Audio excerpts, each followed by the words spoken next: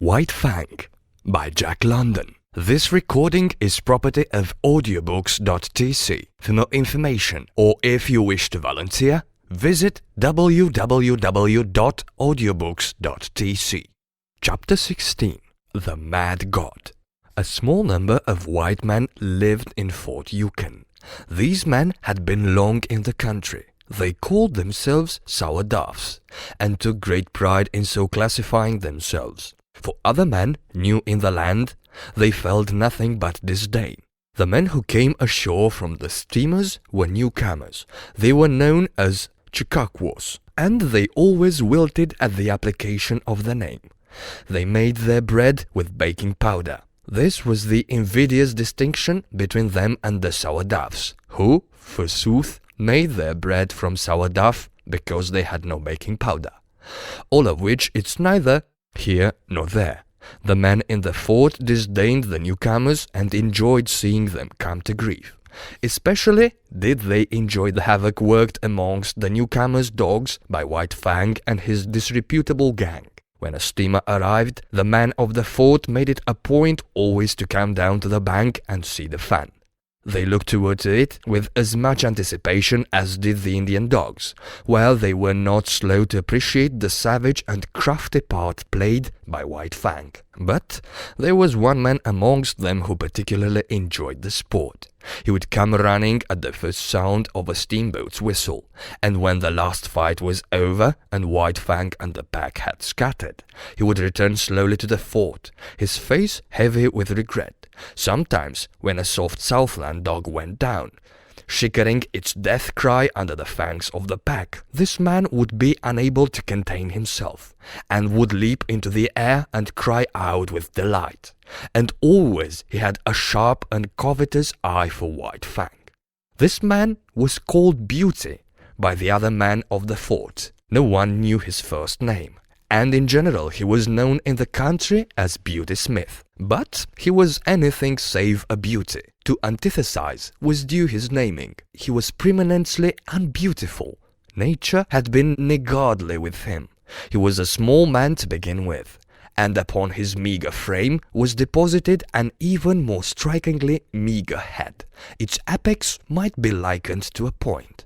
In fact, in his body, before he had been named Beauty by his fellows, he had been called Pinhead. Backward, from the apex, his head slanted down to his neck, and forward it slanted uncompromisingly. It slanted uncompromisingly to meet a low and remarkably wide forehead. Beginning here, as though regretting her parsimony, Nature had spread his features with a lavish hand. His eyes were large, and between them was the distance of two eyes. His face, in relation to the rest of him, was prodigious. In order to discover the necessary area, Nature had given him an enormous jaw. It was wide and heavy, and protruded outward and down until it seemed to rest on his chest. Possibly this appearance was due to the weariness of the slender neck, unable properly to support so great a burden. This jaw gave the impression of ferocious determination, but something lacked. Perhaps it was from excess. Perhaps the jaw was too large. At any rate, it was a lie. Beauty Smith was known far and wide as the weakest of weak-kneed and snivelling cowards. To complete his description, his teeth were large and yellow, while the two eye teeth, larger than their fellows, showed under his lean lips like fangs.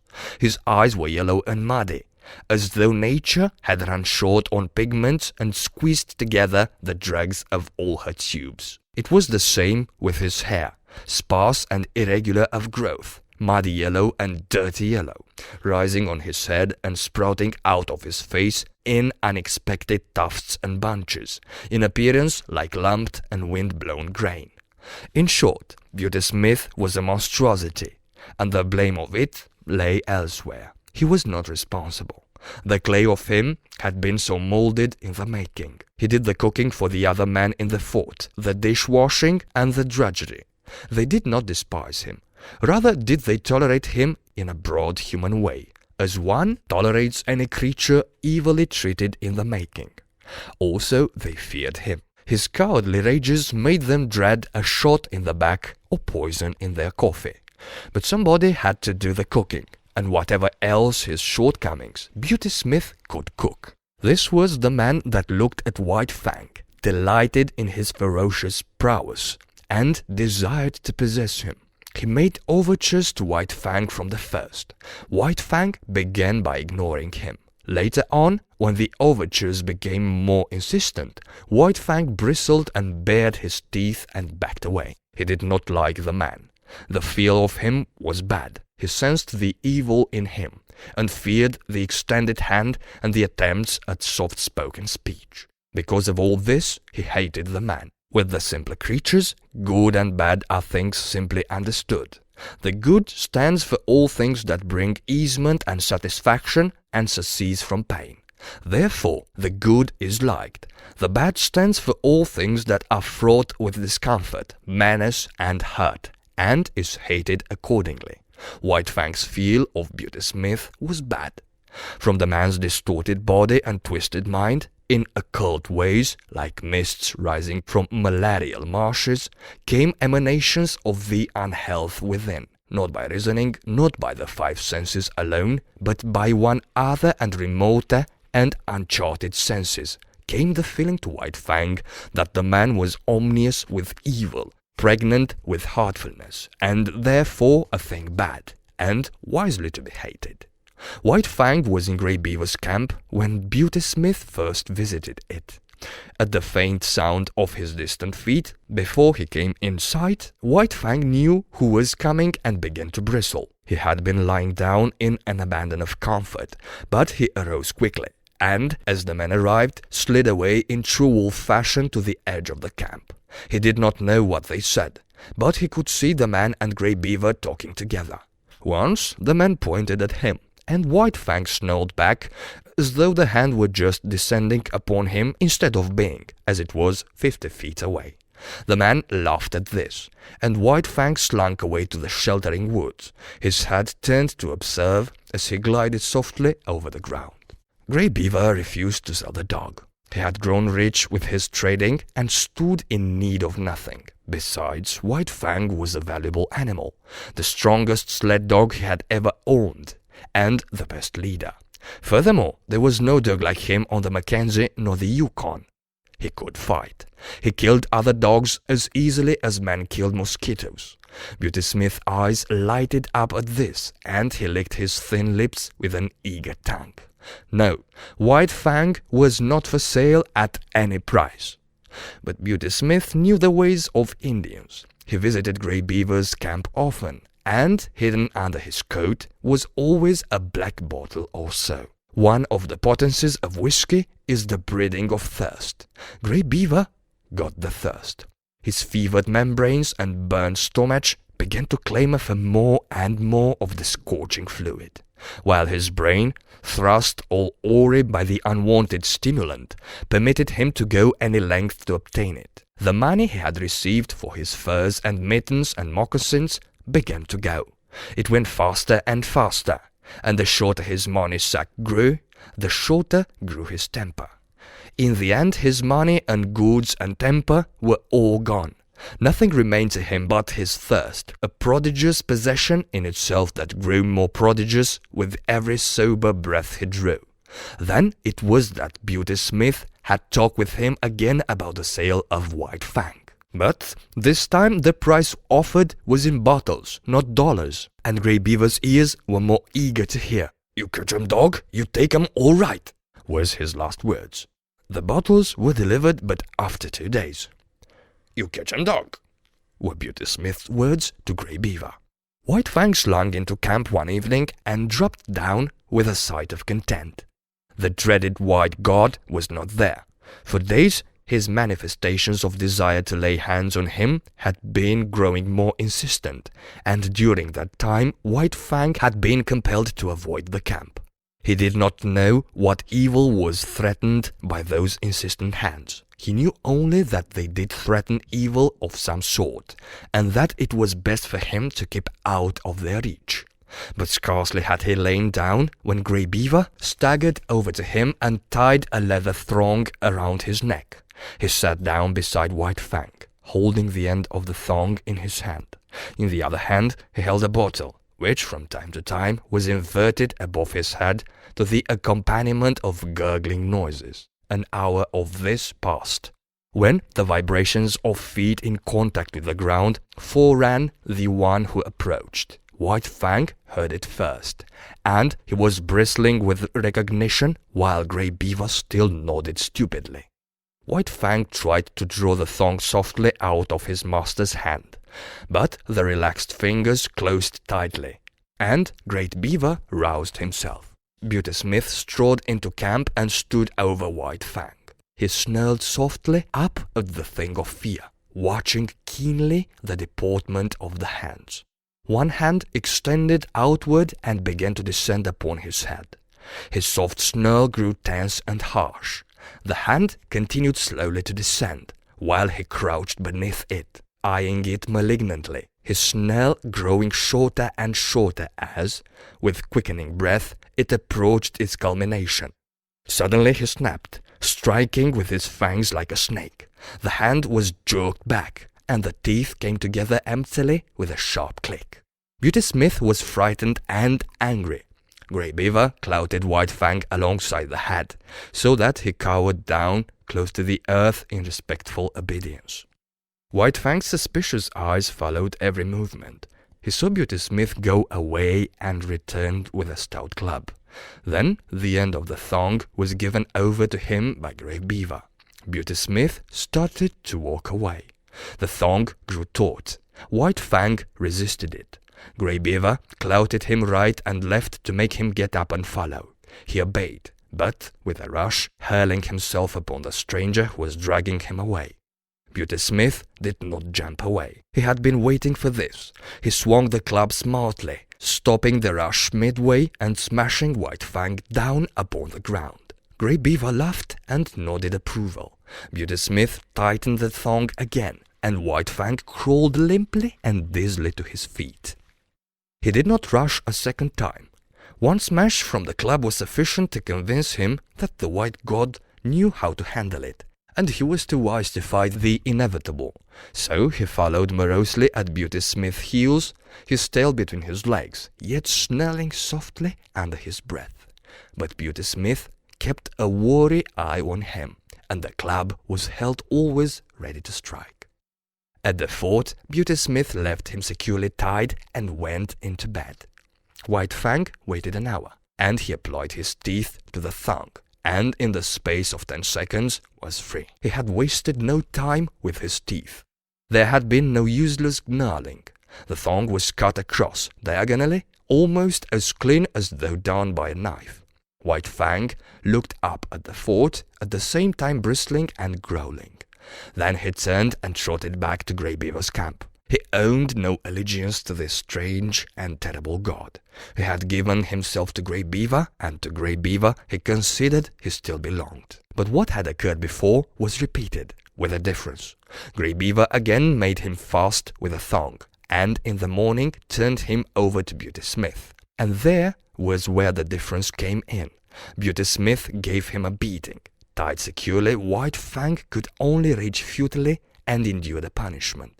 Club and whip were both used upon him, and he experienced the worst beating he had ever received in his life. Even the big beating given him in his puppyhood by Great Beaver was mild compared with this. Beauty Smith enjoyed the task. He delighted in it. He gloated over his victim, and his eyes flamed dully as he swung the whip or club and listened to White Fang's cries of pain and to his helpless bellows and snarls. For Beauty Smith was cruel in the way that cowards are cruel. Cringing and snivelling himself before the blows of angry speech of a man, he revenged himself in turn upon creatures weaker than he. All life likes power, and Beauty Smith was no exception. Denied the expression of power amongst his own kind, he fell back upon the lesser creatures, and there vindicated the life that was in him. But Beauty Smith had not created himself, and no blame was to be attached to him. He had come into the world with a twisted body and a brute intelligence. This has constituted the clay of him, and it had not been kindly molded by the world. White Fang knew why he was being beaten.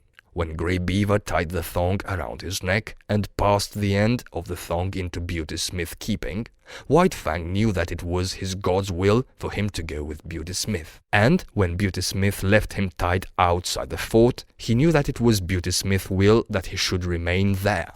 Therefore, he had disobeyed the will of both the gods and earned the consequent punishment. He had seen dogs change owners in the past, and he had seen the runaways beaten as he was being beaten. He was wise, and yet in the nature of him there were forces greater than wisdom. One of these was fidelity. He did not love Grey Beaver, yet, even in the face of his will and his danger, he was faithful to him. He could not help it. His faithfulness was a quality of the clay that composed him. It was the quality that was peculiarly the possession of his kind, a quality that set apart his species from all other species, the quality that had enabled the wolf and the wild dog to come in from the open and to be companions of man. After the beating, White Fang was dragged back to the fort, but this time Beauty Smith left him tied with a stick. One does not give up a god easily, and so with White Fang.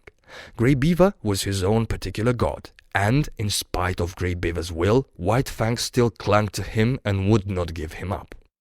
Grey Beaver had betrayed and forsaken him, but that had no effect upon him. Not for nothing had he surrendered himself, body and soul, to Grey Beaver. There had been no reservation on White Fang's part, and the bond was not to be broken easily. So, in the night, when the men in the fort were asleep, White Fang applies his teeth to the stick that held him. The wood was seasoned and dry, and it was tied so closely to his neck that he could scarcely get his teeth to it. It was only by the severest muscular exertion and neck arching that he succeeded in getting the wood between his teeth, and barely between his teeth at that. And it was only by the exercise of an immense patience, extending through many hours, that he succeeded in gnawing through the stick. This was something that dogs were not supposed to do. It was unprecedented, but White Fang did it, trotting away from the fort in the early morning with the end of the stick hanging to his neck. He was wise, but had he been merely wise, he would not have gone back to Grey Beaver, who had already twice betrayed him. But there was his faithfulness, and he went back to be betrayed yet a third time. Again he yielded to the tying of a thong around his neck by Grey Beaver, and again Beauty Smith came to claim him. And this time he was beaten even more severely than before. Grey Beaver looked on stolidly while the white man wielded the whip. He gave no protection. It was no longer his dog. When the beating was over, White Fang was sick. A soft Southern dog would have died under it, but not he. His school of life had been sterner, and he was himself of sterner stuff. He had too great vitality. His clutch on life was too strong, but he was very sick. At first he was unable to drag himself along, and Beauty Smith had to wait half an hour on him. And then, blind and reeling, he followed at Beauty Smith's heels back to the fort. But now he was tied with a chain that defied his teeth, and he strove in vain, by lunging, to draw the staple from the timber into which it was driven. After a few days, sober and bankrupt, Grey Beaver departed up the Porcupine on his long journey to the Mackenzie. White Fang remained on the Yukon, the property of a man more than half mad and all brute. But what is a dog to know in its consciousness of madness? To White Fang, Beauty Smith was a veritable, if terrible, god. He was a mad god at best, but White Fang knew nothing of madness. He knew only that he must submit to the will of his new master, obey his every whim and fancy. The end of Chapter 16. White Fang by Jack London. This recording is property of audiobooks.tc. For more information, or if you wish to volunteer, visit www.audiobooks.tc. Chapter 17. The Reign of Hate. Under the tutelage of the mad god, White Fang became a fiend. He was kept chained in a pen at the rear of the fort. And here Beauty Smith teased and irritated and drove him wild with petty torments. The man early discovered White Fang's susceptibility to laughter, and made it a point, after painfully tricking him, to laugh at him. This laughter was uproarious and scornful, and, at the same time, the god pointed his finger derisively at White Fang. At such times, reason fled from White Fang, and in his transport of rage, he was even more mad than Beauty Smith. Formerly, White Fang had been merely the enemy of his kind, withal a ferocious enemy. He now became the enemy of all things, and more ferocious than ever. To such an extent was he tormented, that he hated blindly and without the faintest spark of reason. He hated the chain that bound him, the man who peered in at him through the slats of the pen, the dogs that accompanied the man and that snarled malignantly at him in his helplessness. He hated the very wood of the pen that confined him. And first, last, and most of all, he hated Beauty Smith. But Beauty Smith had a purpose in all that he did to White Fang. One day a number of men gathered about the pen. Beauty Smith entered, club in hand, and took the chain from off White Fang's neck.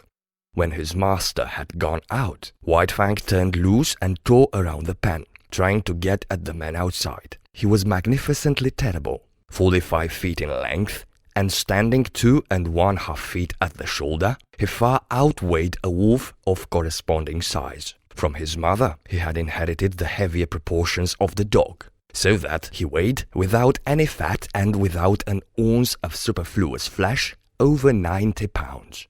It was all muscle, bone, and sinew, fighting flesh in the finest condition. The door of the pen was being opened again. White Fang paused. Something unusual was happening. He waited. The door was opened wider. Then a huge dog was thrust inside, and the door was slammed shut behind him. White Fang had never seen such a dog. It was a mastiff.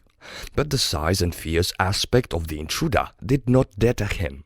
Here was something, not wood nor iron, upon which to wreak his hate. He leaped in with a flash of fangs that ripped down the side of the mastiff's neck. The mastiff shook his head, growled hoarsely, and plunged at White Fang. But White Fang was here, there, and everywhere, always evading and eluding, and always leaping in and slashing with his fangs and leaping out again in time to escape punishment. The men outside shouted and applauded, while Beauty Smith, in an ecstasy of delight, gloated over the ripping and mangling performed by White Fang. There was no hope for the mastiff from the first. He was too ponderous and slow. In the end, while Beauty Smith beat White Fang back with a club, the mastiff was dragged out by its owner. Then there was a payment of bets, and money clinked in Beauty Smith's hand. White Fang came to look forward eagerly to the gathering of the men around his pen. It meant a fight. And this was the only way that was now vouchsafed him of expressing the life that was in him. Tormented, incited to hate, he was kept a prisoner so that there was no way of satisfying that hate except at the times his master saw fit to pit another dog against him. Beauty Smith had estimated his powers well, for he was invariably the victor. One day, 3 dogs were turned in upon him in succession. Another day, a full-grown wolf, fresh caught from the wild, was shoved in through the door of the pen, and on still another day, 2 dogs were set against him at the same time. This was his severest fight, and although in the end he killed them both, he was himself half killed in doing it.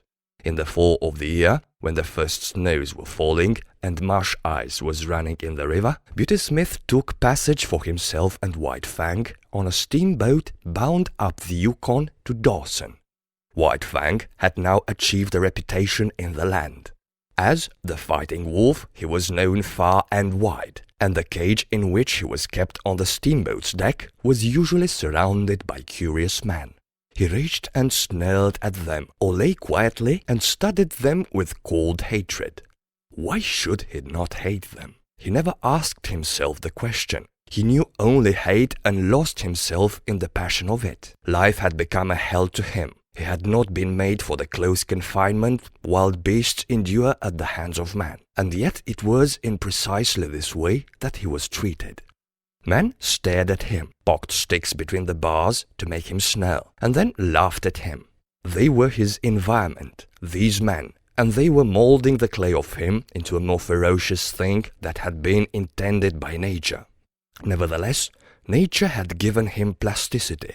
Where many another animal would have died or had its spirit broken, he adjusted himself and lived, and at no expense of the spirit.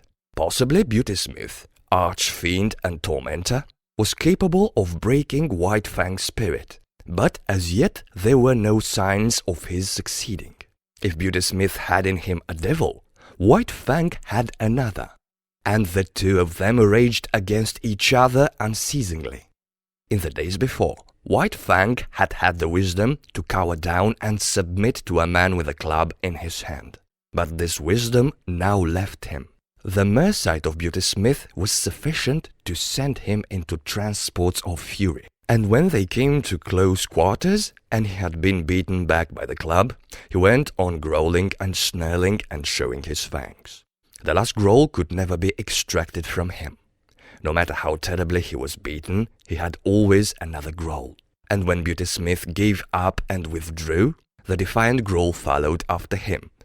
Or White Fang sprang at the bars of the cage, bellowing his hatred. When the steamboat arrived at Dawson, White Fang went ashore.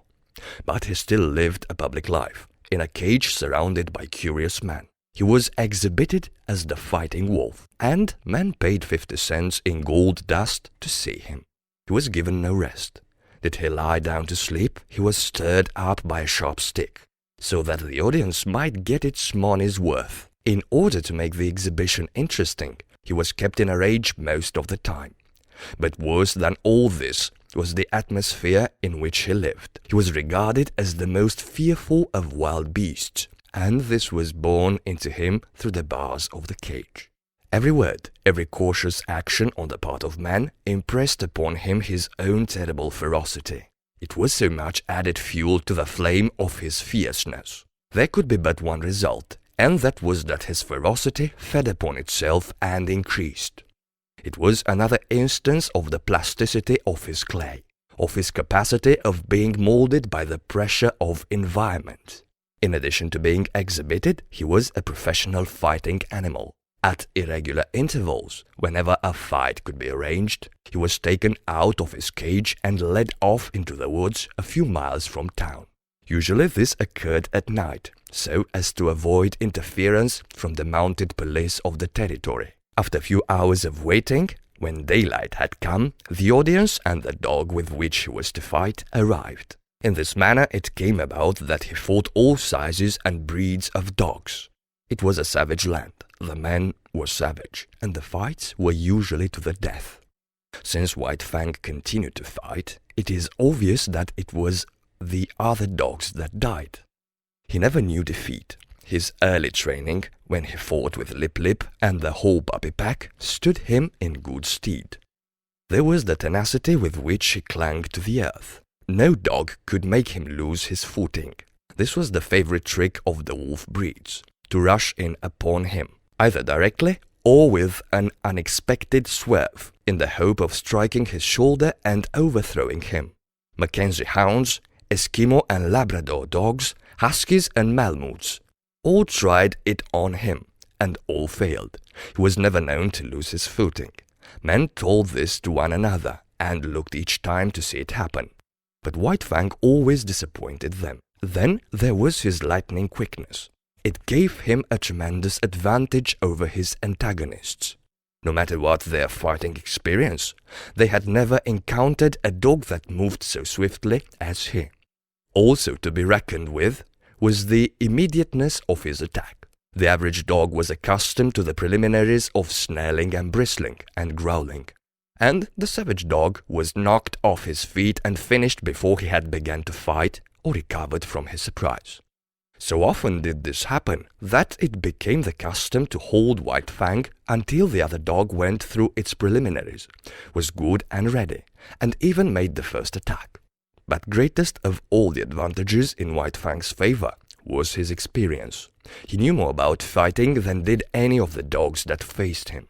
He had fought more fights, knew how to meet more tricks and methods, and had more tricks himself, while his own method was scarcely to be improved upon. As the time went by, he had fewer and fewer fights. Men despaired of matching him with an equal, and Beauty Smith was compelled to pit wolves against him. These were trapped by the Indians for the purpose, and a fight between White Fang and a wolf was always sure to draw a crowd. Once a full-grown female lynx was secured, and this time White Fang fought for his life. Her quickness matched his, her ferocity equaled his, while he fought with his fangs alone, and she fought with her sharp clawed feet as well. But after the lynx, all fighting ceased for White Fang. There were no more animals with which to fight. At least there was none considered worthy of fighting with him. So he remained on exhibition until spring, when one Tim Kinnan, a faro dealer, arrived in the land. With him came the first bulldog that had ever entered the Klondike. That this dog and White Fang should come together was inevitable, and for a week the anticipated fight was the mainspring of conversation in certain quarters of the town. The end of Chapter 17. White Fang by Jack London. This recording is property of audiobooks.tc. For more information, or if you wish to volunteer, visit www.audiobooks.tc. Chapter 18. The Clanging Death. Beauty Smith slipped the chain from his neck and stepped back. For once, White Fang did not make an immediate attack. He stood still, ears pricked forward, alert and curious, surveying the strange animal that faced him. He had never seen such a dog before. Tim Keenan shoved the bulldog forward with a muttered, "Go to it!" The animal waddled toward the center of the circle, short and squat and ungainly. He came to a stop and blinked across at White Fang. There were cries from the crowd of, "Go to him, Cherokee! Seek him, Cherokee! Eat him up!" But Cherokee did not seem anxious to fight. He turned his head and blinked at the man who shouted, at the same time wagging his stump of a tail good-naturedly. He was not afraid, but merely lazy. Besides, it did not seem to him that it was intended he should fight with the dog he saw before him. He was not used to fight with that kind of dog, and he was waiting for them to bring on the real dog. Tim Keenan stepped in and bent over Cherokee, fondling him on both sides of the shoulders with hands that rubbed against the grain of the hair that made slight, pushing forward movements. These were so many suggestions. Also, their effect was irritating, for Cherokee began to growl, very softly, deep down in his throat. There was a correspondence in rhythm between the growls and the movements of the man's hand. The growl rose in the throat with the culmination of each forward-pushing movement, and ebbed down to start up afresh, with the movement ending abruptly and the growling rising with a jerk. This was not without its effect on White Fang. The hair began to rise on his neck and across the shoulders.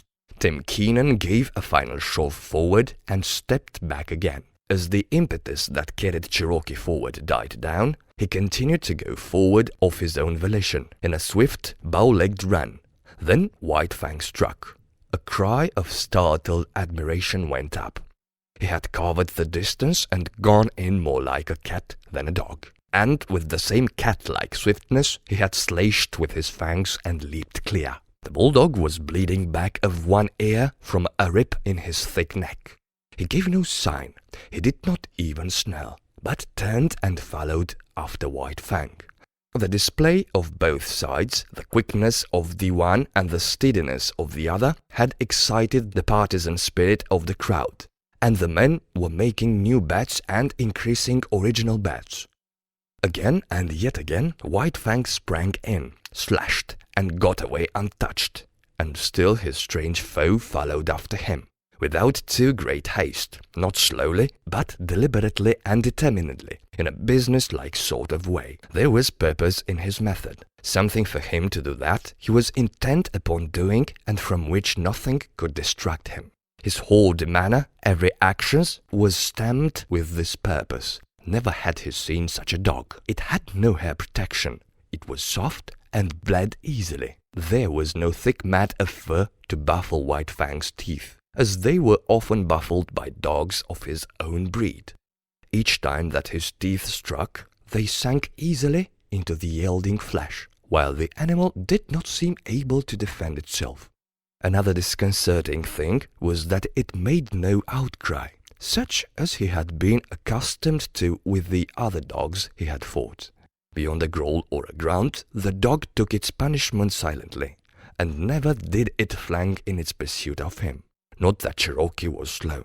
He could turn and whirl swiftly enough, but White Fang was never there. Cherokee was puzzled too. He had never fought before with a dog with which he could not close. The desire to close had always been mutual. But there was a dog that kept at a distance, dancing and dodging here and there and all about. And when it did get its teeth into him, it did not hold on but let go instantly and darted away again. But White Fang could not get at the soft underside of the throat. The bulldog stood too short, while its massive jaws were an added protection. White Fang darted in and out unscathed, while Cherokee's wounds increased. Both sides of his neck and head were ripped and slashed. He bled freely, but showed no signs of being disconcerted. He continued his plodding pursuit, though once, for the moment baffled, he came to a full stop and blinked at the men who looked on, and at the same time wagging his stump of a tail as an expression of his willingness to fight. In that moment White Fang was in upon him and out, in passing ripping his trimmed remnant of an ear. With a slight manifestation of anger, Cherokee took up the pursuit again, running on the inside of the circle White Fang was making, and striving to fasten his deadly grip on White Fang's throat. The bulldog missed by a hair's breadth, and cries of praise went up as White Fang doubled suddenly out of danger in the opposite direction. The time went by. White Fang still danced on, dodging and doubling, leaping in and out, and ever inflicting damage. And still the bulldog, with grim certitude, toiled after him. Sooner or later he would accomplish his purpose, get the grip that would win the battle. In the meantime, he accepted all the punishment the other could deal him. His tufts of ears had become tassels, his neck and shoulders were slashed in a score of places, and his very lips were cut and bleeding, all from those lightning snaps that were beyond his foreseeing and guarding. Time and again White Fang had attempted to knock Cherokee off his feet, but the difference in their height was too great. Cherokee was too squat, too close to the ground. White Fang tried the trick once too often. The chance came in one of his quick doublings and counter-circlings. He caught Cherokee with head turned away as he whirled more slowly. His shoulder was exposed. White Fang drove in upon it, but his own shoulder was high above, while he struck with such force that his momentum carried him on across over the other's body. For the first time in his fighting history, men saw White Fang lose his footing. His body turned a half-somersault in the air, and he would have landed on his back had he not twisted, cat-like, still in the air, in the effort to bring his feet to the earth. As it was, he struck heavily on his side. The next instant he was on his feet, but in that instant Cherokee's teeth closed on his throat. It was not a good grip, being too low down toward the chest, but Cherokee held on. White Fang sprang to his feet and tore wildly around, trying to shake off the bulldog's body. It made him frantic, this clinging, dragging weight. It bound his movements, restricted his freedom. It was like a trap, and all his instinct resented it and revolted against it.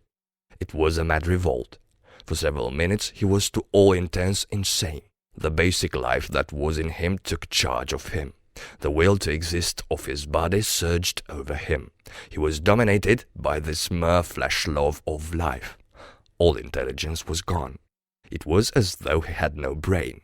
His reason was unsettled by the blind yearning of the flesh to exist and move, at all hazards to move, to continue to move. For movement was the expression of its existence. Round and round he went, whirling and turning and reversing, trying to shake off the 50-pound weight that dragged at his throat. The bulldog did little but keep his grip.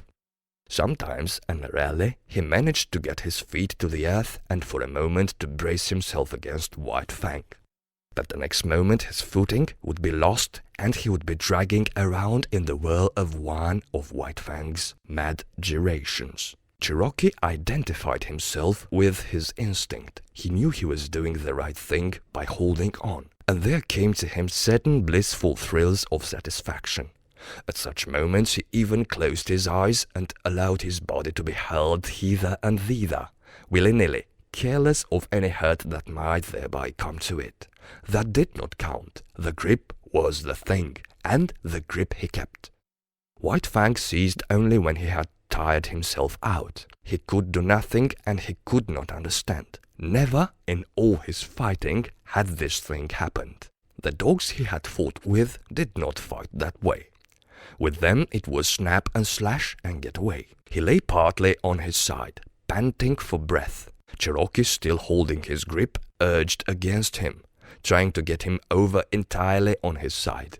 White Fang resisted, and he could feel the jaws shifting their grip, slightly relaxing and coming together again in a chewing movement. Each shift brought the grip closer into his throat. The bulldog's method was to hold what he had, and when opportunity favored, to work in for more. Opportunity favored when White Fang remained quiet. When White Fang struggled, Cherokee was content merely to hold on. The bulging back of Cherokee's neck was the only portion of his body that White Fang's teeth could reach. He got hold toward the base, where the neck comes out from the shoulders. But he did not know the chewing method of fighting, nor were his jaws adapted to it. He spasmodically ripped and tore with his fangs for a space.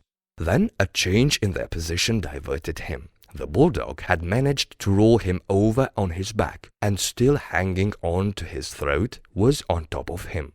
Like a cat, White Fang bowed his hindquarters in, and, with his feet digging into his enemy's abdomen above him, he began to claw with long, tearing strokes. Cherokee might well have been disemboweled had he not quickly pivoted on his grip and got his body off White Fang's and at right angles to it. There was no escaping that grip. It was like fate itself, and was inexorable. Slowly it shifted up along the jugular. All that saved White Fang from death was the loose skin of his neck and the thick fur that covered it. This served to form a large roll in Cherokee's mouth, the fur of which well-nigh defied his teeth. But bit by bit, whenever the chance offered, he was getting more of the loose skin and fur in his mouth. The result was that he was slowly throttling White Fang. The latter's breath was drawn with greater and greater difficulty as the moments went by. It began to look as though the battle were over. The backers of Cherokee waxed jubilant and offered ridiculous odds. White Fang's backers were correspondingly depressed and refused bets of 10-1 and 20-1, though one man was rash enough to close a wager of 50-1. This man was Beauty Smith. He took a step into the ring and pointed his finger at White Fang. Then he began to laugh derisively and scornfully. This produced the desired effect. White Fang went wild with rage. He called up his reserves of strength and gained his feet. As he struggled around the ring, the 50 pounds of his foe ever dragging on his throat, his anger passed on into panic. The basic life of him dominated him again, and his intelligence fled before the will of his flesh to live. Round and back again, stumbling and falling and rising, even uprearing at times on his hind legs and lifting his foe clear of the earth, he struggled vainly to shake off the clinging death. At last he fell, toppling backward, exhausted, and the bulldog promptly shifted his grip, getting in closer, mangling more and more of the fur-folded flesh, throttling White Fang more severely than ever. Shouts of applause went up for the victor, and there were many cries of "Cherokee! Cherokee!"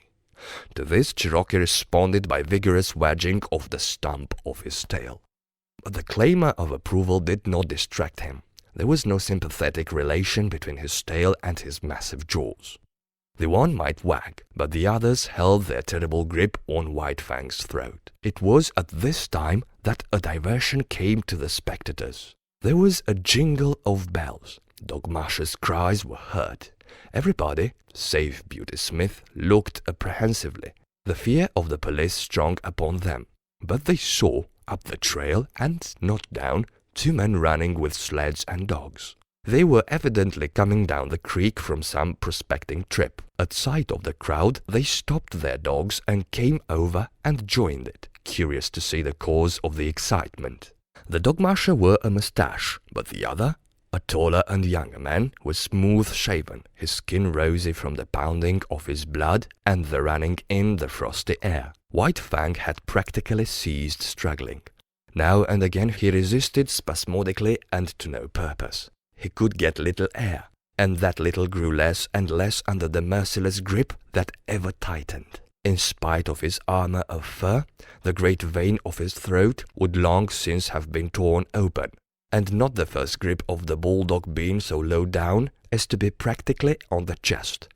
It had taken Cherokee a long time to swift that grip upward, and this had also tended further to clog his jaws with fur and skin fold. In the meantime, the abysmal brute in Beauty Smith had been rising up into his brain and mastering the small bit of sanity that he possessed at best.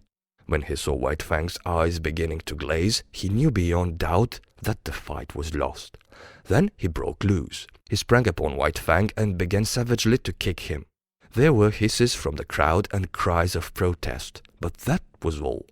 While this went on and Beauty Smith continued to kick White Fang, there was a commotion in the crowd.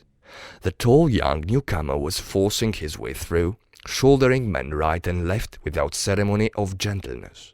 When he broke through into the ring, Beauty Smith was just in the act of delivering another kick. All his weight was on one foot, and he was in a state of unstable equilibrium. At that moment, the newcomer's fist landed a smashing blow full in his face. Beauty Smith, remaining leg left the ground, and his whole body seemed to lift into the air as he turned over backward and struck the snow. The newcomer turned upon the crowd. "You cowards!" he cried. "You beasts!" He was in a rage himself, a sane rage. His grey eyes seemed metallic and steel-like as they flashed upon the crowd. Beauty Smith regained his feet and came toward him, sniffling and cowardly. The newcomer did not understand. He did not know how abject a coward the other was, and thought he was coming back intent on fighting. So with a "You beast!" he smashed Beauty Smith over backward with a second blow in his face. Beauty Smith decided that the snow was the safest place for him, and lay where he had fallen, making no effort to get up. "Come on, Matt! Lend a hand!" The newcomer called to the dog masher, who had followed him into the ring. Both men bent over the dogs. Matt took hold of White Fang, ready to pull when Cherokee's jaws should be loosened. This the younger man endeavored to accomplish by clutching the bulldog's jaws in his hands and trying to spread them. It was a vain undertaking. As he pulled and tugged and wrenched, he kept exclaiming with every expulsion of breath, "Beasts!" The crowd began to grow unruly, and some of the men were protesting against the spoiling of the sport. But they were silenced when the newcomer lifted his head from his work for a moment and glared at them. "You beasts!" he finally exploded, and went back to his task. "It's no use, Mr. Scott. You can't break 'em apart that way," Matt said at last. The pair paused and surveyed the locked dogs. "Ain't bleeding much," Matt announced. "Ain't got all the way in yet, but he's liable to any moment," Scott answered. "There, did you see that? He shifted his grip in a bit." The younger man's excitement and apprehension for White Fang was growing. He struck Cherokee about the head savagely again and again, but that did not loosen the jaw. Cherokee wagged the stump of his tail in advertisement that he understood the meaning of the blows, but that he knew he was himself in the right and only doing his duty by keeping his grip. "Won't some of you help?" Scott cried desperately at the crowd, but no help was offered. Instead, the crowd began sarcastically to cheer him on and showered him with facetious advice. The other reached into the holster at his hip, drew his revolver, and tried to thrust its muzzle between the bulldog's jaws. He shoved and shoved hard till the grating of the steel against the locked teeth could be distinctly heard. Both men were on their knees, bending over the dogs. Tim Keenan strode into the ring. He paused beside Scott and touched him on the shoulder, saying ominously, "Don't break them teeth, stranger." "Then I'll break his neck," Scott retorted, continuing his shoving and wedging with the revolver muzzle. "I said I don't break them teeth," the faro dealer repeated more ominously than before. But if it was a bluff he intended, it did not work. Scott never desisted in his efforts, though he looked up coolly and asked, "Your dog?" The faro dealer grunted. "Then get in here and break this grip." "Well, stranger," the other drawled irritatingly, "I don't know how to turn the trick." "Then get out of the way," was the reply. "And don't bother me, I'm busy." Tim Keenan continued standing over him, but Scott took no further notice of his presence. He had managed to get the muzzle in between the jaws on one side and was trying to get it out between the jaws on the other side. This accomplished, he pried gently and carefully, loosening the jaws a bit at a time, while Matt, a bit at a time, extricated White Fang's mangled neck. "Stand by to receive your dog," was Scott's peremptory order to Cherokee's owner. The faro dealer stopped down obediently and got a firm hold on Cherokee. "Now!" Scott warned, giving the final pry. The dogs were drawn apart, the bulldog struggling vigorously. "Take him away," Scott commanded, and Tim Keenan dragged Cherokee into the crowd. White Fang made several ineffectual efforts to get up. Once he gained his feet, but his legs were too weak to sustain him, and he slowly wilted and sank back into the snow.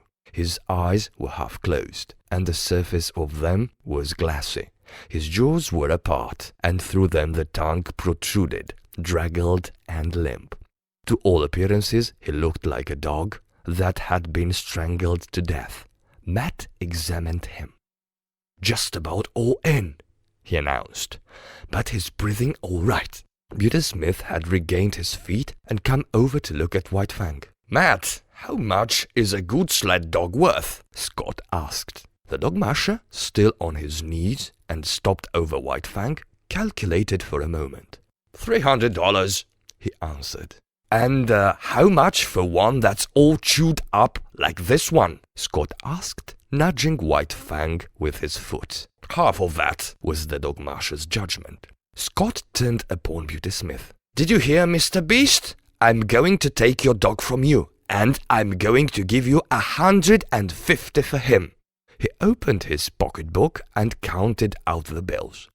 The Smith put his hands behind his back, refusing to touch the preferred money. "I ain't a-selling," he said. "Oh, yes, you are," the other assured him. "Because I'm buying. Here's your money. The dog's mine." Buter Smith, his hands still behind him, began to back away. Scott sprang toward him, drawing his fist back to strike. Buter Smith cowered down in anticipation of the blow. "I've got my rights," he whimpered. "You forfeited your rights to own that dog," was the rejoinder. "Are you going to take the money, or do I have to hit you again?" "All right," Buter Smith spoke up with the alacrity of fear. "But I take the money under protest," he added. "The dogs are mint. I ain't a-going to be robbed. A man's got his rights." "Correct," Scott answered, passing the money over to him. "A man's got his rights, but you're not a man. You're a beast." "Wait till I get back to Dawson," Buter Smith threatened. "I'll have the law on you. If you open your mouth when you get to Dawson, I'll have you run out of town. Understand?" Buter Smith replied with a grunt. "Understand?" The other thundered with abrupt fierceness. "Yes," Buter Smith grunted, shrinking away. "Yes, what?" "Yes, sir." Buter Smith snarled. "Look out! He will bite!" someone shouted, and a guffaw of laughter went up. Scott turned his back on him and returned to help the dog masher, who was working over White Fang. Some of the men were already departing. Others stood in groups, looking on and talking. Tim Keenan joined one of the groups. "Who's the mug?" he asked. "Whiddon Scott," someone answered. "And who is Whiddon Scott?" the faro dealer demanded. "Oh, one of them crackerjack mining experts. He's in with all the big bags. If you want to keep out of trouble, you'll steer clear of him. That's my talk. He's all hunky with the officials. The gold commissioner's a special pal of his." "I thought he must be somebody," was the faro dealer's comment. "That's why I kept my hands off on him at the start." The end of Chapter 18. White Fang by Jack London. This recording is property of audiobooks.tc. For more information or if you wish to volunteer, visit www.audiobooks.tc. Chapter 19. The Indomitable. "It's hopeless," Whiddon Scott confessed. He sat on the step of his cabin and stared at the dog Masha, who responded with a shrug that was equally hopeless. Together, they looked at White Fang at the end of his stretched chain, bristling, snarling, ferocious, straining to get at the sled dogs. Having received sundry lessons from Matt, said lessons being imparted by means of a club, the sled dogs had learned to leave White Fang alone. And even when they were lying down at a distance, apparently oblivious of his existence. "It's a wolf, and there's no taming it," Whiddon Scott announced. "Oh, I don't know about that," Matt objected. "Might be a lot of dog in him, for all you can tell, but there's one thing I know sure, and that there's no getting away from." The dog masher paused and nodded his head confidently at Moosehide Mountain. "Well, don't be a miser with what you know," Scott said sharply, after waiting a suitable length of time. "Spit it out. What is it?" The dog masher indicated White Fang with a backward thrust of his thumb. "Wolf or dog, it's all the same. He's been tamed already." "No." "I tell you yes. And broke to harness. Look closer there. Do you see the marks across the chest?" "You're right, Matt. He was a sled dog before Beauty Smith got hold of him. And there's not much reason against his being a sled dog again. What do you think?" Scott inquired eagerly. Then the hope died down as he added, shaking his head. "We've had him 2 weeks now, and if anything, he's wilder than ever at the present moment. Give him a chance," Matt counseled. "Turn him loose for a spell." The other looked at him incredulously. "Yes," Matt went on. "I know you've tried to, but you didn't take a club. You try then."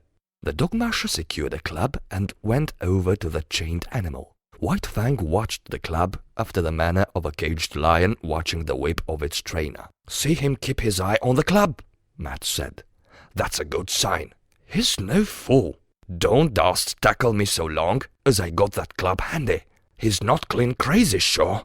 As the man's hand approached his neck, White Fang bristled and snarled and crouched down. But while he eyed the approaching hand, he at the same time contrived to keep track of the club in the other hand, suspended threateningly above him. Matt unsnapped the chain from the collar and stepped back. White Fang could scarcely realize that he was free. Many months had gone by since he passed into the possession of Beauty Smith, and in all that period he had never known a moment of freedom, except at the times he had been loosed to fight with other dogs. Immediately after such fights, he had been imprisoned again. He did not know what to make of it. Perhaps some new deviltry of the gods was about to be perpetrated on him. He walked slowly and cautiously, prepared to be assailed at any moment. He did not know what to do. It was all so unprecedented. He took the precaution to sheer off from the two watching gods, and walked carefully to the corner of the cabin. Nothing happened. He was plainly perplexed, and he came back again, pausing a dozen feet away and regarding the two men intently. "Won't he run away?" his new owner asked. Matt shrugged his shoulders. "Got to take a gamble.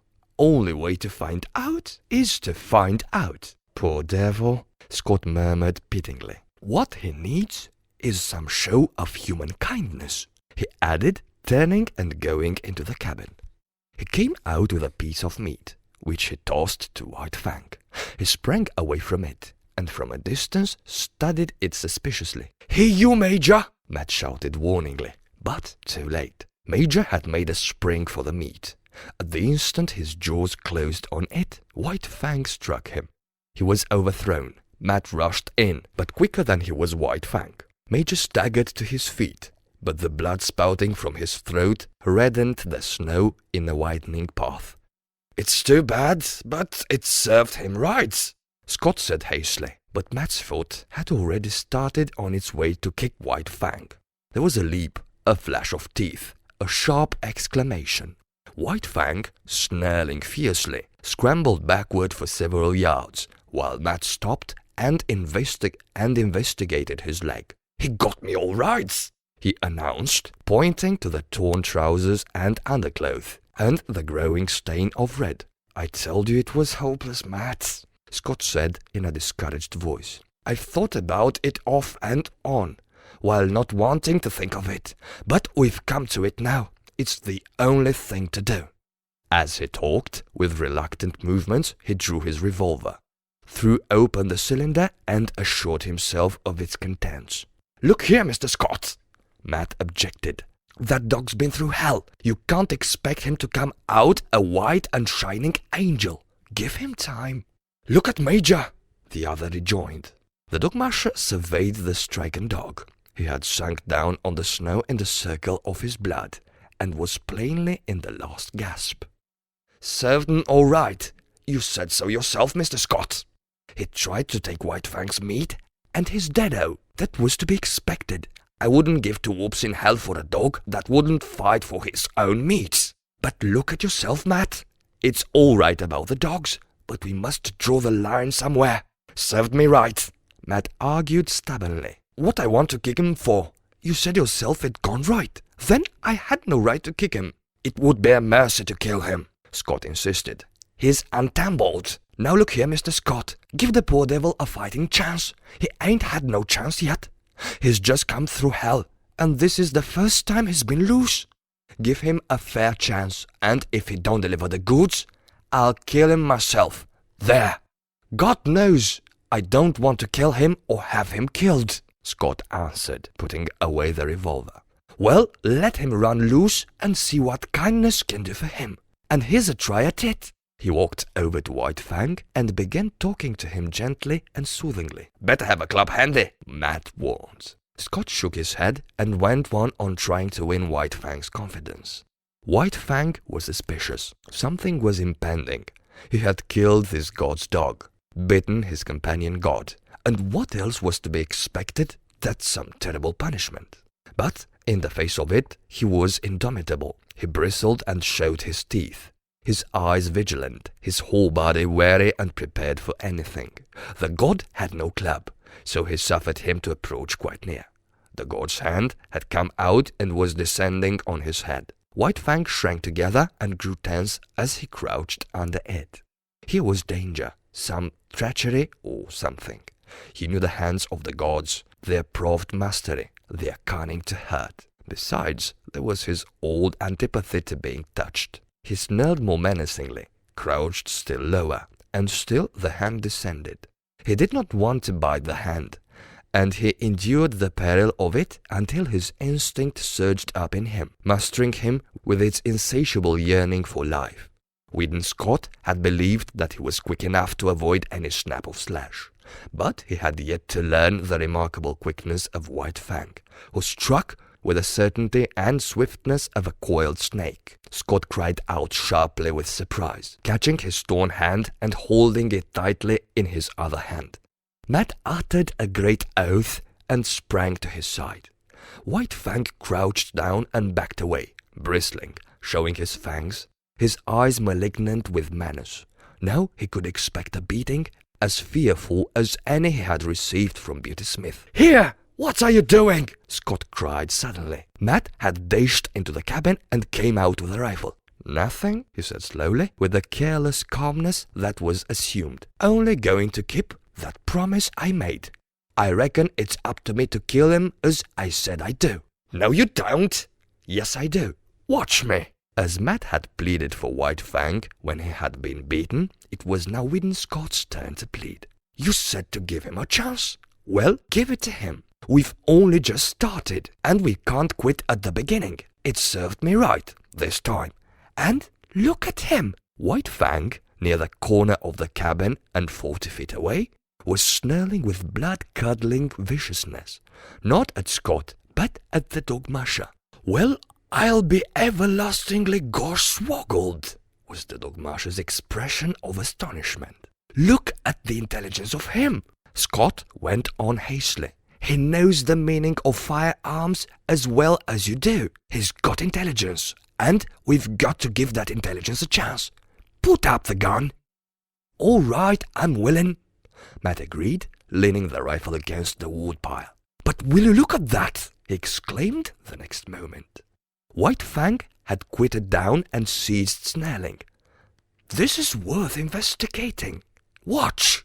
Matt reached for the rifle, and at the same moment White Fang snarled. He stepped away from the rifle, and White Fang's lips descended, covering his teeth. Matt took the rifle and began slowly to raise it to his shoulder. White Fang's snarling began with a movement, and increased as the movement approached its culmination. But the moment before the rifle came to a level with him, he leaped sidewise behind the corner of the cabin. Matt stood staring along the sides of the empty space of snow which had been occupied by White Fang. The dog musher put the rifle down solemnly, then turned and looked at his employer. "I agree with you, Mr. Scott. That dog's too intelligent to kill." The end of Chapter 19. White Fang by Jack London. This recording is property of audiobooks.tc. For more information, or if you wish to volunteer, visit www.audiobooks.tc. Chapter 20. The Love Master. As White Fang watched Whedon Scott approach, he bristled and snarled to advertise that he would not submit to punishment. 24 hours had passed since he had slashed open the hand that was now bandaged and held up by a sling to keep the blood out of it. In the past, White Fang had experienced delayed punishments, and he apprehended that such a one was about to befall him. How could it be otherwise? He had committed what was to him sacrilege, sank his fangs in the holy flesh of a god, and of a white-skinned superior god at that. In the nature of things and of intercourse with gods, something terrible awaited him. The god sat down several feet away. White Fang could see nothing dangerous in that. When the gods administered punishment, they stood on their legs. Besides, this god had no club, no whip, no firearm. And furthermore, he himself was free. No chain nor stake bound him. He could escape into safety while the god was scrambling to his feet. In the meantime, he would wait and see. The god remained quiet, made no movement, and White Fang's snare slowly dwindled to a growl that ebbed down in his throat and ceased. Then the god spoke, and at the first sound of his voice, the hair rose on White Fang's neck and the growl rushed up in his throat. But the god made no hostile movement and went on calmly talking. For a time, White Fang growled in unison with him, a correspondence of rhythm being established between growl and voice. But the god talked on interminably. He talked to White Fang as White Fang had never been talked to before. He talked softly and soothingly, with a gentleness that somehow, somewhere touched White Fang. In spite of himself and all the pricking warnings of his instinct, White Fang began to have confidence in his god. He had a feeling of security that was belied by all his experience with man.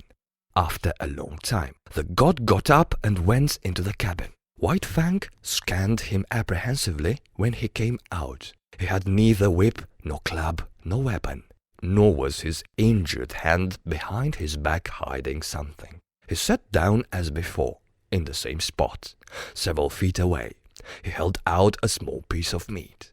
White Fang pricked up his ears and investigated it suspiciously, managing to look at the same time both at the meat and the god, alert for any overt act, his body tense and ready to spring away at the first sign of hostility. Still the punishment delayed.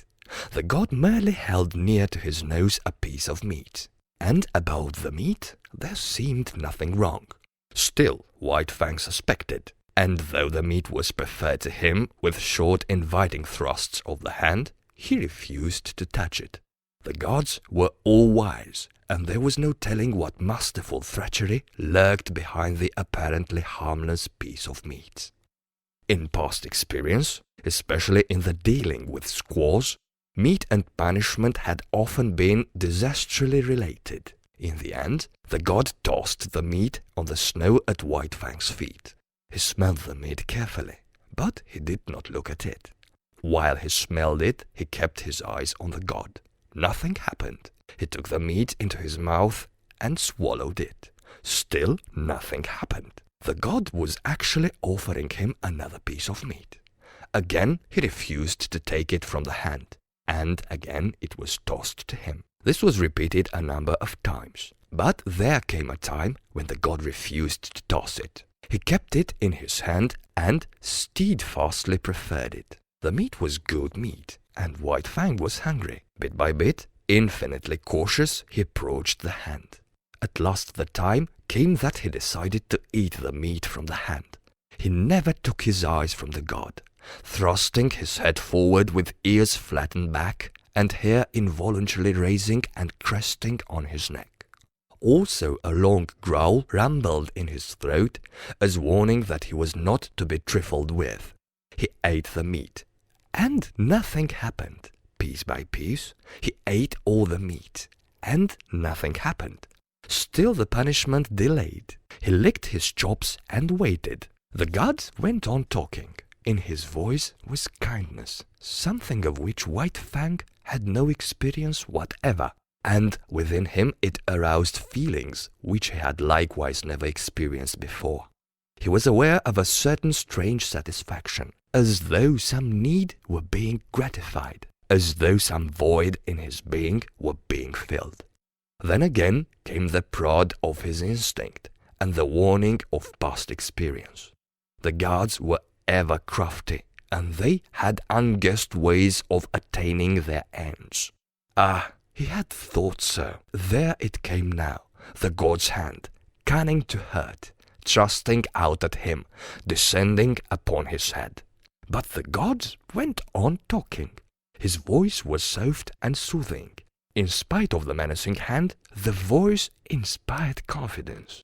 And in spite of the assuring voice, the hand inspired distrust. White Fang was torn by conflicting feeling, impulses. It seemed he would fly to pieces. So terrible was the control he was exerting, holding together by an unwanted indecision the counter-forces that struggled within him for mastery. He compromised. He snarled and bristled and flattened his ears, but he neither snapped nor sprang away. The hand descended. Nearer and nearer it came. It touched the ends of his upstanding hair. He shrank down under it. It followed down after him, pressing more closely against him. Shrinking, almost shivering, he still managed to hold himself together. It was a torment. His hand that touched him and violated his instinct. He could not forget in a day all the evil that had been wrought him at the hands of man. But it was the will of the gods, and he strove to submit. The hand lifted and descended again in a patting, caressing movement. This continued, but every time the hand lifted, the hair lifted under it, and every time the hand descended, the ears flattened down and a carnivorous growl surged in his throat. White Fang growled and growled with insistent warning. By this means he announced that he was prepared to retaliate for any hurt he might receive. There was no telling when the god's ulterior motive might be disclosed. At any moment that soft, confidence-inspiring voice might break forth in a roar of wrath. That gentle and caressing hand transform itself into a vice-like grip to hold him helpless and administer punishment. But the god talked on softly, and ever the hand rose and fell with non-hostile parts. White Fang expressed dual feelings. It was distasteful to his instinct. It restrained him, opposed the will of him toward personal liberty, and yet it was not physically painful. On the contrary, it was even pleasant in a physical way. The patting movement slowly and carefully changed to a rubbing of the ears about their bases. and the physical pleasure even increased a little. Yet he continued to fear, and he stood on guard, expectant of unguessed evil, alternately suffering and enjoying as one feeling or another came uppermost and swayed him. "Well, I'll be gosh swoggled," so spoke Matt, coming out of the cabin, his sleeves rolled up, a pan of dirty dishwater in his hands, arrested in the act of emptying the pan by the side of Whidden Scott, patting White Fang.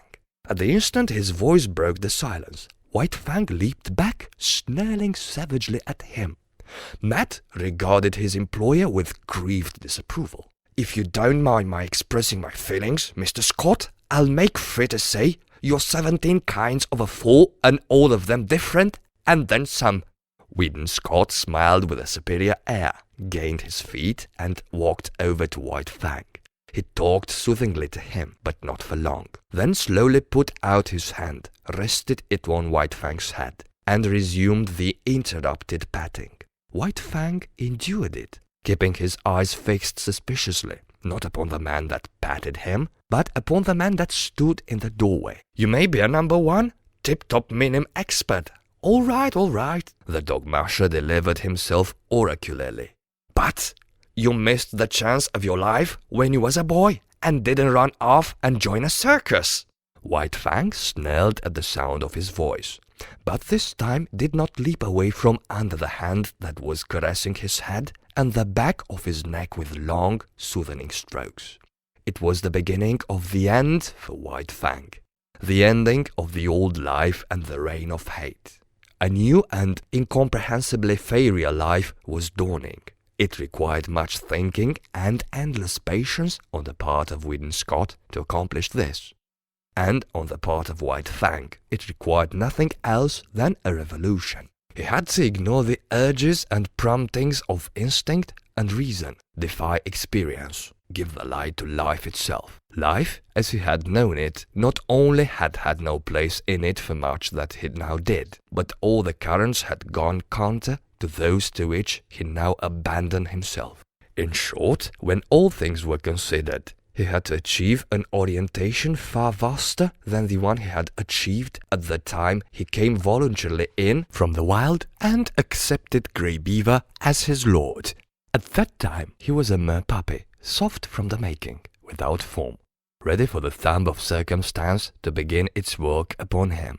But now it was different. The thumb of circumstance had done its work only too well, but it had been formed and hardened into the fighting wolf, fierce and implacable, unloving and unlovable. To accomplish the change was like a reflux of being, and this when the plasticity of youth was no longer his, when the fibre of him had become tough and knotty, when the warp and the woof of him had made of him an adamantine texture, harsh and unyielding, when the face of his spirit had become iron and all his instinct and axioms had crystallized into set rules, cautions, dislikes, and desires. Yet again, in his new orientation, it was the thumb of circumstance that pressed and prodded him, softening that which had become hard and remolding it into fairer form. Whidden Scott was in truth this thumb. He had gone to the roots of White Fang's nature, and with kindness touched to life potencies that had languished and well nigh perished. One such potency was love. It took the place of like, which later had been the highest feeling that thrilled him in his intercourse with the gods. But this love did not come in a day. It began with like, and out of it slowly developed. White Fang did not run away, though he was allowed to remain loose, because he liked this new god. This was certainly better than the life he had lived in the cage of Beauty Smith, and it was necessary that he should have some god. The lordship of man was a need of his nature. The seal of his dependence on man had been set upon him in that early day when he turned his back on the wild and crawled to Grey Beaver's feet to receive the expected beating. The seal had been stamped upon him again, and ineradicably, on his second return from the wild, when the long famine was over and when there was fish once more in the village of Grey Beaver. And so, because he needed a god and because he preferred Weedon Scott to Beauty Smith, White Fang remained. In acknowledgement of fealty, he proceeded to take upon himself the guardianship of his master's property. He prowled about the cabin while the sled dog slept, and the first sight visitor to the cabin fought him off with a club until Weedon Scott came to the rescue. But White Fang soon learned to differentiate between thieves and honest men, to appraise the true value of step and carriage. The man who traveled, loud stepping, the direct line to the cabin door, he let alone, though he watched him vigilantly until the door opened and he received the endorsement of the master. But the man who went softly, by circuitous ways, peering with caution, seeking after secrecy, that was the man who received no suspension of judgment from White Fang, and who went away abruptly, hurriedly, and without dignity. Weedon Scott had set himself the task of redeeming White Fang, or rather, of redeeming mankind from the wrong it had done White Fang. It was a matter of principle and conscience. He felt that the ill done White Fang was a debt incurred by man and that it must be paid. So he went out of his way to be especially kind to the fighting wolf. Each day he made it a point to caress and pet White Fang, and to do it at length. At first, suspicious and hostile, White Fang grew to like this petting. But there was one thing that he never outgrew, his growling. Growl he would, from the moment the pettings began until it ended. But it was a growl with a new note in it. A stranger could not hear this note, and to such a stranger the growling of White Fang was an exhibition of primordial savagery, nerve-wracking and blood-curdling. But White Fang's throat had become harsh-fibered from the making of ferocious sounds through the many years since his first little rasp of anger in the lair of his cubhood, and he could not soften the sounds of that throat now to express the gentleness he felt. Nevertheless, Weedon Scott's ear and sympathy were fine enough to catch the new note, all but drowned in the fierceness, the note that was the faintest hint of a croon of content, and that none but he could hear. As the days went by, the evolution of liking to love was accelerated. White Fang himself began to grow aware of it, though in his consciousness he knew not what love was. It manifested itself to him as a void in his being, a hungry, aching, yearning void that claimed to be filled. It was a pain and an unrest, and it received easement only by the touch of the new god's presence. At such time, love was a joy to him, a wild, keen, thrilling satisfaction. But when away from his god, the pain and the unrest returned. The void in him sprang up and pressed against him with its emptiness, and the hunger gnawed and gnawed unceasingly. White Fang was in the process of finding himself, in spite of the maturity of his years and of the savage rigidity of the mold that had formed him. His nature was undergoing an expansion. There was a burgeoning within him of strange feelings and unwanted impulses. His old code of conduct was changing. In the past, he had liked comfort and surcease from pain, disliked comfort and pain, and he had adjusted his actions accordingly. But now it was different. Because of this new feeling within him, he oft-times elected discomfort and pain for the sake of his God. Thus, in the early morning, instead of roaming and foraging, or lying in a sheltered nook, he would wait for hours in the cheerless cabin stoop for a sight of the god's face. At night, when the god returned home, White Fang would leave the warm sleeping place he had burrowed in the snow in order to receive the friendly snap of fingers and the word of greeting. Meat, even meat itself, he would forego to be with his god, to receive a caress from him or to accompany him down into the town. Like had been replaced by love, and love was the plummet dropped down into the deeps of him where like had never gone, and responsive out of his deeps had come the new thing, love.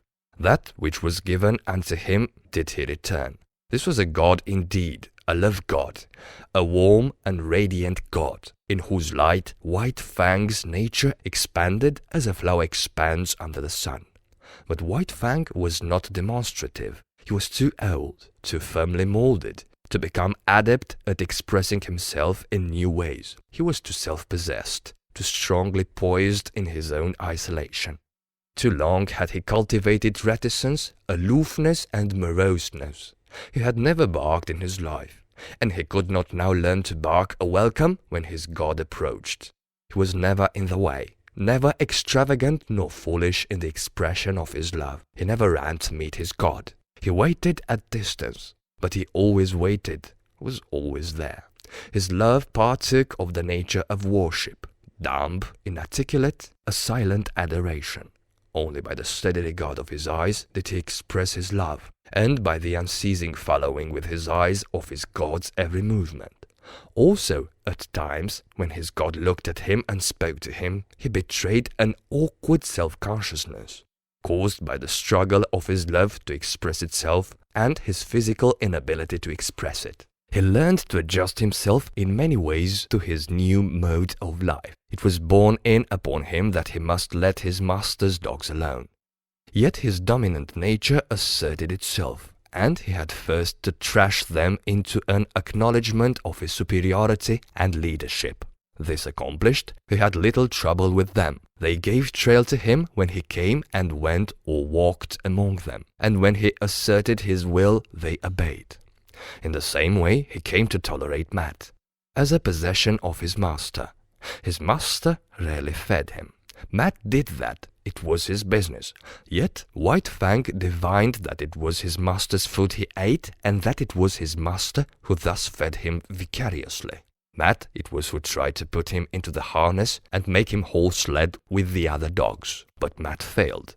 It was not until Weedon Scott put the harness on White Fang and worked him that he understood. He took it as his master's will that Matt should drive him and work him just as he drove and worked his master's other dogs. Different from the Mackenzie toboggans were the Klondike sleds with runners under them, and different was the method of driving the dogs. There was no fan formation of the team. The dogs worked in single file, one behind another, hauling on double traces. And here, in the Klondike, the leader was indeed the leader. The wisest as well as strongest dog was the leader, and the team obeyed him and feared him. That White Fang should quickly gain the post was inevitable. He could not be satisfied with less, as Matt learned after much inconvenience and trouble. White Fang picked out the post for himself, and Matt backed his judgment with strong language after the experiment had been tried. But, though he worked in the sled in the day, White Fang did not forego the guardian of his master's property in the night. Thus, he was on duty all the time, ever vigilant and faithful, the most valuable of all the dogs. "Making free to spit what's in me," Matt said one day. "I beg to state that you was a wise guy all right when you paid the price you did for that dog. You clean swindled Beauty Smith on top of punishing his face in with your fist." A recrudescence of anger glinted in Weedon Scott's grey eyes, and he muttered savagely, "The beast!" In the late spring, a great trouble came to White Fang. Without warning, the love master disappeared. There had been warning, but White Fang was unversed in such things and did not understand the packing of a grip. He remembered afterward that this packing had preceded the master's disappearance, but at the time he suspected nothing. The night he waited for the master to return. At midnight, the chill wind that blew drew him to the shelter at the rear of the cabin. There he drowsed, only half asleep, his ears keyed for the first sound of the familiar step. But at 2 in the morning, his anxiety drove him out the cold front stoop, where he crouched and waited. But no master came. In the morning, the door opened, and Matt stepped outside. White Fang gazed at him wistfully. There was no common speech by which he might learn what he wanted to know. The days came and went, but never the master. White Fang, who had never known sickness in his life, became sick. He became very sick, so sick that Matt was finally compelled to bring him inside the cabin. Also, in writing to his employer, Matt devoted a postscript to White Fang. Weedon Scott, reading the letter down in Circle City, came upon the following. "The damn wolf won't work. won't eat, and got no spunk left. All the dogs is licking him. Wants to know what has become of you. And I don't know how to tell him. Maybe he's going to die. It was as Matt had said. White Fang ceased eating, lost heart, and allowed every dog of the team to trash him. In the cabin, he lay on the floor near the stove, without interest in food, in Matt, nor in life. Matt might talk gently to him or swear at him. It was all the same. He never did more than turn his dull eyes upon the man, then drop his head back to its customary position of his four paws. And then one night, Matt, reading to himself with moving lips and mumbled sounds, was startled by a low whine from White Fang. He had got up on his feet, his ears cocked toward the door, and he was listening intently. A moment later, Matt heard a footstep. The door opened, and Whedon Scott stepped in. The two men shook hands. Then Scott looked around the room. "Where's the wolf?" he asked. Then he discovered him, standing where he had been lying, near the stove. He had not rushed forward after the manner of other dogs. He stood, watching and waiting. "Holy smoke!" Matt exclaimed. "Looked at him wag his tail!" Whedon Scott strode half across the room toward him, at the same time calling him. White Fang came to him, not with a great bound, yet quickly. He was awkward from self-consciousness, but as he drew near, his eyes took on strange expression. Something, an incommunicable vastness of feeling, rose up into his eyes as a light and shone forth. "He never looked at me that way all the time he was gone," Matt commented. Whedon Scott did not hear. He was squatting down on his heels, face to face with White Fang and petting him, rubbing at the roots of the ears, making long, caressing strokes down the neck to the shoulders, tapping the spine gently with the balls of his fingers. And White Fang was growling responsively, the crooning note of the growl more pronounced than ever. But that was not all. What of his joy, the great love in him, ever surging and struggling to express itself, succeeding in finding a new mode of expression? He suddenly thrust his head forward and nudged his way in between the master's arm and body. And here, confined, hidden from all view all except his ears, no longer growling, he continued to nudge and snuggle. The two men looked at each other. Scott's eyes were shining. "Gosh!" said Matt in an awe-stricken voice. A moment later, when he had recovered himself, he said, "I always insisted that the wolf was a dog. Look at him!" With the return of the Love Master, White Fang's recovery was rapid. 2 nights and a day he spent in the cabin. Then he sallied forth. The sled dogs had forgotten his prowess. They remembered only the latest, which was his weakness and sickness. At the sight of him, as he came out of the cabin, they sprang upon him.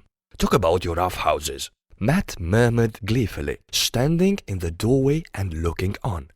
"Give it to 'em, you wolf, give it to 'em, and then some!" White Fang did not need the encouragement. The return of the Love Master was enough. Life was flowing through him again, splendid and indomitable. He fought from sheer joy, finding it an expression of much that he felt and that otherwise was without speech. There could be but one ending. The team dispersed in ignominious defeat, and it was not until after dark that the dogs came sneaking back, one by one, by meekness and humility signifying their fealty to White Fang. Having learned to snuggle, White Fang was guilty of it often. It was the final word. He could not go beyond it. The one thing of which he had always been particularly jealous was his head. He had always disliked to have it touched. It was the wild in him, the fear of hurt and of the trap, that had given rise to the panicky impulses to avoid contacts. It was the mandate of his instinct that head must be free. And now, with the Love Master, his snuggling was the deliberate act of putting himself into a position of hopeless helplessness. It was an expression of perfect confidence, of absolute self-surrender, as though he said, "I put myself into thy hands. Work thou thy will with me." One night, not longer after the run, Scott and Matt sat at a game of cribbage preliminary to going to bed. 15 2, 15 4, and a pair make 6. Matt was packing up when there was an outcry and sound of snarling without. They looked at each other as they started to rise to their feet. "The wolves nailed somebody," Matt said. A wild scream of fear and anguish hastened them. "Bring a light!" Scott shouted as he sprang outside. Matt followed with the lamp, and by its light they saw a man lying on his back in the snow.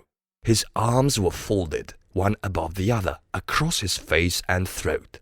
Thus he was trying to shield himself from White Fang's teeth, and there was need for it. White Fang was in a rage, wickedly making his attack on the most vulnerable spots. From shoulder to wrist of the crossed arms, the coat sleeve, blue flannel shirt and undershirt were ripped in rags, while the arms themselves were terribly slashed and streaming blood. All this the two men saw in the first instant. The next instant, Whitten Scott had White Fang by the throat and was dragging him clear. White Fang struggled and snarled, but made no attempt to bite, while he quickly quieted down at a sharp word from the master. Matt helped the man to his feet. As he rose, he lowered his crossed arms, exposing the bestial face of Beauty Smith. The dog masher let go of him precipitately, with action similar to that of a man who has picked up live fire. Beauty Smith blinked in the lamplight and looked about him. He caught sight of White Fang, and terror rushed into his face. At the same moment, Matt noticed two objects lying in the snow. He held the lamp close to them, indicating them with his toe for his employer's benefit: a steel dog chain and a stout club. Whitten Scott saw and nodded. Not a word was spoken. The dog masher laid his hand on Beauty Smith's shoulder and faced him to the right about. No word needed to be spoken. Beauty Smith started. In the meantime, the love master was patting White Fang and talking to him. "Try to steal you, yeah? And you won't have it. Well, he made a mistake, didn't he? Master thought he had hold of 17 devils." The dog masher sniggered. White Fang, still wrought up and bristling, growled and growled, the hair slowly lying down, the crooning note remote and dim, but growing in his throat. The end of chapter 20.